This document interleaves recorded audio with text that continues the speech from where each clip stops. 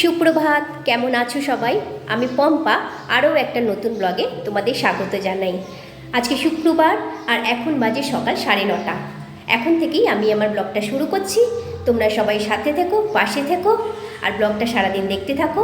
কেমন লাগলো কমেন্টস করে কিন্তু আমাকে জানিও। আজকে সকাল থেকে কি বলবো, এখন তো আমি ঘরে পুরোটাই একা, যেহেতু আমার কর্তাবাবু নেই। আর সকালবেলা উঠে যেরকম রোজকার হয় প্রত্যেক দিন, মেয়েকে রেডি করে বের করে দিয়েছি। আর সকালবেলা মেয়ে এখন বলছে আমি টিফিন খেয়েই যাব, ওই জন্য সকালবেলাও টিফিন খেয়ে গেছে। আপেল তো ঘরে আছেই, ওটা রোজ কেটে দিই। কলা আছে, নেবে না ওর, আমার কর্তাবাবু ওর বাবি এনে দিয়ে গেছিলো, কিন্তু ও নেবে না। চা খেয়ে গেছে, আমরা দুজনেই একসঙ্গে বসে খেয়েছি। তবে আমি এখনও টিফিন খাইনি। আমি ও চলে যাবার পরে সব বিছনা ঝেড়ে পরিষ্কার করে, ঘর ঝাড় দিয়ে ঘর পরিষ্কার করে এই কাজগুলো আগে সেরে নিলাম। তারপরে এবারে আমার টিফিনের পালা।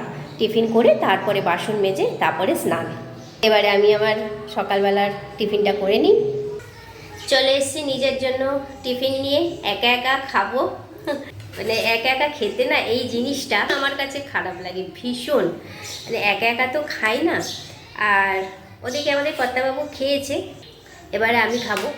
কালকে যখন এটা রান্না করছি, আমাদের তো কর্তাবাবু খাওয়ার জিনিস হলে ও খেতে ভীষণ ভালোবাসে, ভীষণ। আমি ঘরে হয়তো খাবার আমার প্রচুর থাকে, কিন্তু ওর জ্বালায় কোনো খাবার রাখতে পারি না। ওর যা থাকবে সব খাবে, আর ওর খাবারের কোনো নেই। বাকি মাছটা খায় না, অনেক রকমের মাছ আছে, খায় না। মাছ 2 রকম ছাড়া কোনো মাছইও খায় না। এবারে এইটা আমি মেয়েকে বলছি, এটা যদি বাবি থাকতো, যতটা আমি রান্না করেছি পুরোটাই খেয়ে নিত। ও এতটাই খেতে ভালোবাসে। এবার আমাকে মেয়েকে জিজ্ঞেস করছে যে মা রান্না করেছে? বলছে, এবার আমার মেয়ে একটু পেছনে লেগে বলছে না না, মা রান্না করেনি, আমি আজকে না খেয়ে থাকবো। বলছে যা, রান্না করিনি?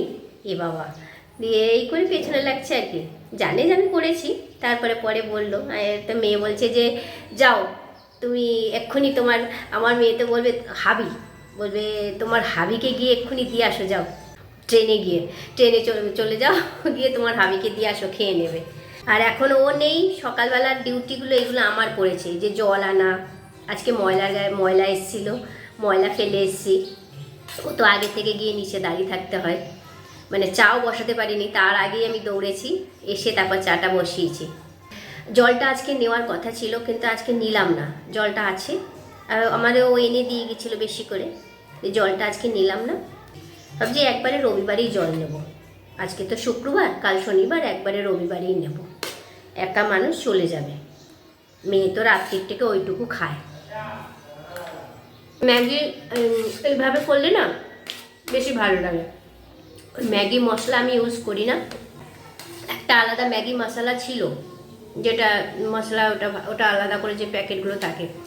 তো মেয়ে বললো ওই প্যাকেটটা দিতে পারতে, এই প্যাকেটগুলো না দিয়ে ওই আলাদা প্যাকেট আছে। আমি ওটা খেয়াল করিনি, পরে দেখলাম ওটা দিলে ভালো হতো।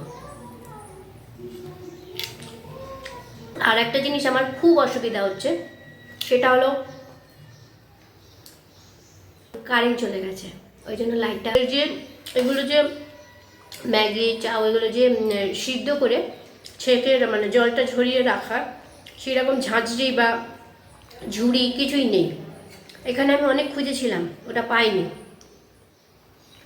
তাই এবার কলকাতা থেকে কত জিনিস আনবো।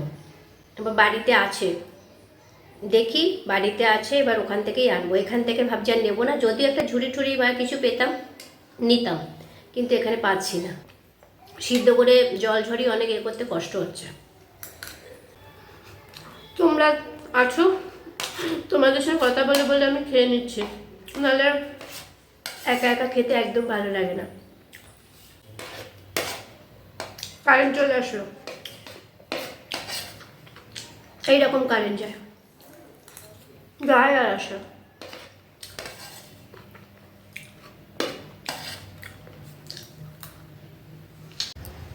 আমার স্নান হয়ে গেছে, এই যে জামা কাপড়ও ধুয়ে এবার নিচে যাচ্ছি জামা কাপড় মেলতে। সিঁড়ি দিয়েই যাই, লিফটে আর এখন যাব না। এখানে রোদটা প্রচুর কড়া উঠেছে আজকে। রোদটা ভালোই ওঠে, কিন্তু সমস্যা এখানে একটা কি জানো, এখানে একটাই সমস্যা হচ্ছে এখানে মানে রোদে মেলতে পারি না, নিচে তো গ্যারেজ, আর গ্যারেজে তো মানে রোদ পড়ে না, ছাওয়া, যার ফলে জামা কাপড়গুলো শুকাতে খুব প্রবলেম হয়। একটু রোদে দিলে কি হয়, 10-15 মিনিট থাকলেই জামা কাপড় শুকিয়ে যায়। লিফট খোলো, আবার সেই আওয়াজ হবে।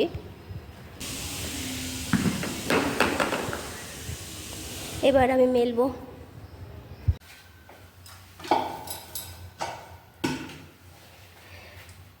রান্নাঘরে চলে এসেছি, বিকালে যেরকম রোজ রান্না করি আজকেও চলে এসেছি। 5টার সময় এসেছি। 5টার সময় এসে এগুলো আগে এটাকে এই যে সিদ্ধ করে নিয়েছি। আজকে নিউটেলার তরকারি করব। আমার মেয়ে নিউটেলার তরকারি খেতে খুব ভালোবাসে। আমি আজকে অনেক দিন পর নিউটেলার তরকারি করব মেয়ের জন্য। নিউটেলা সিদ্ধ করে রেখেছি। আর এখানে এই যে আলু, পেঁয়াজ আর আদা রসুন তো পড়বেই, টমেটো, কাঁচা লঙ্কা, ধনেপাতা কেটে রেখেছি। এবার এটা বসাবো। আর এদিকে চায়ের জন্য রেডি করে রাখবো, মেয়ে আসলেই আমি ওটা জ্বালিয়ে দেবো। তো চলো এখন আমি রান্নাটা শুরু করি। মেয়ে চলে আসবে, এখন 5:30 বেজে গেছে। এগুলো সব কেটে ওগুলো সিদ্ধ করে রেডি করতে আধ ঘন্টা লেগে গেছে। আর আজকে আমার কর্তাবাবু, শুধু কর্তাবাবু বরমশাই বলি, নাম তো ধরতে পারি না, ভিডিও কল করেছিল। আর বাড়িতে ঢুকেই ভিডিও কল করেছে। বাড়িতে তো ওয়াইফাই আছে। এবার আমি বলছি তোমার ওখানে না হয় ওয়াইফাই আছে, আমার এখানে কি ওয়াইফাই আছে? মোবাইল রেখে আমি ভিডিও কল করছো? দিয়ে আমাকে বলছে তাহলে তুমি নিচে যাও। তখন বাজে প্রায় 3টে। এবার আমি তখনও পর্যন্ত কিন্তু খাইনি। তারপরে ভিডিও কলে দেখলাম সে বাড়িতে গিয়ে খাচ্ছে। যখন দেখলাম খাচ্ছে, আমি বললাম কি তুমি খাচ্ছ? বলছে তুমি খাওনি এখন? বললাম না, তুমি এই যে খাচ্ছ, এবারে আমি খাবো। তাই বললাম ঠিক আছে দাঁড়াও, তুমি খাও, আমিও খেয়ে নিই, দিয়ে তারপর আমি নিচে গিয়ে তোমার সঙ্গে ভিডিও কলে কথা বলছি। কারণ নিচে গিয়ে আমার ওয়াইফাই কানেক্ট করে ভিডিও কলে কথা বলবো। ওই জন্য নিচে গিয়ে কথা বলে জামা কাপড় তুলে এনে রান্নায় লেগে পড়েছি। আজকে আর শুইনি, দুপুরবেলা এক ফোঁটাও শুইনি। ওই জন্য না খুব ঘুম পাচ্ছে। অনেক তো ভোরে উঠেছি, ঘুম তো পাবি। আজকে ভাবছি যে বেশি রাত করবো না, তাড়াতাড়ি শুয়ে পড়বো। তো চলো এখন রান্নাটা বসাই, একটু পরেই মেয়ে চলে আসবে। আর একটা জিনিস তোমাদের আজকে আমি দেখাবো। এখানকার এই সিস্টেমটা খুব ভালো। এই যে এই জানলাটা আমি এখন খুলবো, খুলে এই নেটটা টেনে দেবো। এতে কি হয়, রান্না করলে নেট থাকে, ধোয়া ঠোয়া হলে বেরিয়েও যায়, মশা পোকামাকড়ও ঢোকে না। সকালবেলা সন্ধ্যেবেলা এরকম, দুপুরবেলাটা বন্ধই থাকে, কিন্তু সকালবেলা সন্ধ্যেবেলা এরকম নেট টানা থাকে। বেডরুমেও টানা থাকে, আর এখানেও টানা থাকে। এটা হলে হাওয়া বাতাসও ঢুকবে, আর মানে হবে। এই জন্য এখানকার সব জানলাগুলো এরকম করে 3টে করে পাল্লা দেওয়া আছে, একটা নেট আর 2টো তো স্লাইডিং থাকেই। এটা খুব সুন্দর।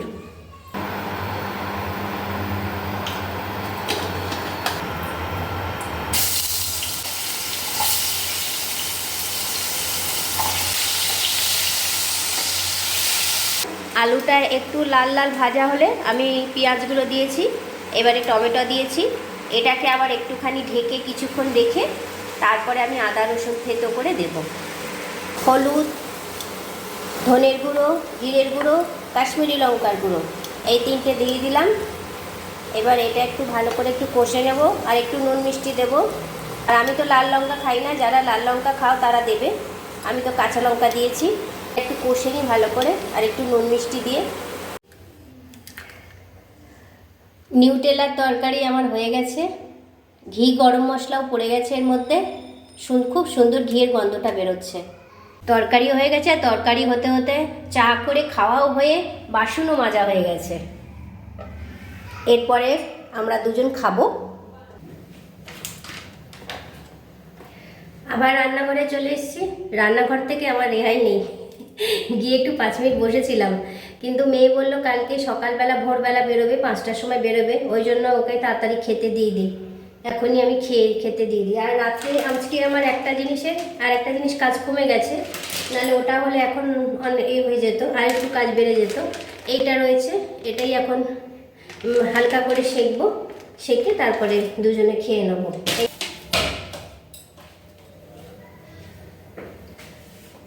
এই যে মেয়ের খাবার বেড়ে দিয়েছি। এটা এমনি সেঁকেছি, তেল ছাড়া। ও তো তেল দিয়ে খাবে না। চলো ওকে দিয়ে আসি এবার। উফ, আজকে আমার মানে বিকেল থেকেই এটা বাঁ কানটা খুব ব্যথা করছে, মানে ঠান্ডা লেগেছে মনে হয়। আমার ঠান্ডা লাগলে এই দুদিন আগে এই কানটা ব্যথা করছিল, এটা একটু কমেছে, আবার এটা শুরু হয়েছে। এই যখন এই ঠান্ডাটা লাগে তখনই হয়। এবারে খুব ব্যথা করছে, তা ভাবলাম মানে ব্যথা বা যে বাড়াবাড়ি হলে তো মুশকিল হয়ে যাবে, বাড়াবাড়ি হলে আমার এটা খুব কষ্ট হয়। আমি এবার একটু গরম জলে নুন দিয়ে গার্গিল করলাম, খুব কষ্ট হচ্ছে, দিয়ে এই যন্ত্রণাটা এত করছে না, মানে তখন মানে দুপুর থেকে হালকা হালকা হচ্ছিল, সেটাকে আমি আর করিনি। দিয়ে তারপরে সন্ধেবেলায় রান্না করার পরে যখন মেয়েকে খেতে দিচ্ছি তখন ব্যথাটা বেশ ভালোই করছে, খুব জোরে। তারপরে আমি মেয়েকে বললাম, আমার ওদিকে কর্তাবাবুকে বললাম, দিয়ে বলছে একটু গার্গিল করে নাও গরম জলে একটু নুন দিয়ে। তাই জন্য একটু গরম জলে নুন দিয়ে গার্গিল করে নিলাম, আর ভালো লাগছে না। সেই কোণ ভরে উঠেছি, সারাদিন শোয়া নেই। এখন একটু মানে এবারেতে এই রান্নাঘরের কাজ মানে শেষ হলো, এবার একটু গিয়ে বিশ্রাম নেব। তো চলো আজকের মতো ব্লগটা এখানেই শেষ করছি, দেখা হচ্ছে পরের ব্লগে। আর ব্লগটা কেমন লাগলো সবাই কমেন্টস করে জানিও, ভালো লাগলে একটা লাইক করে দিও। সবাই ভালো থেকো, সুস্থ থেকো, পাশে থেকো। টাটা।